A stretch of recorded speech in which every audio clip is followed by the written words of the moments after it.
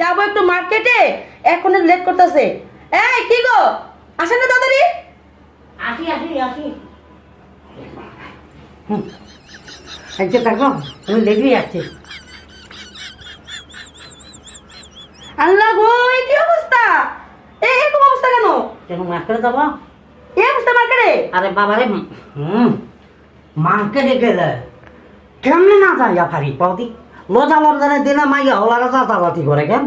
যাতাযাতি করেন মানে মানুষ পুরুষ পোলারা পাগল হয়ে যায় গো।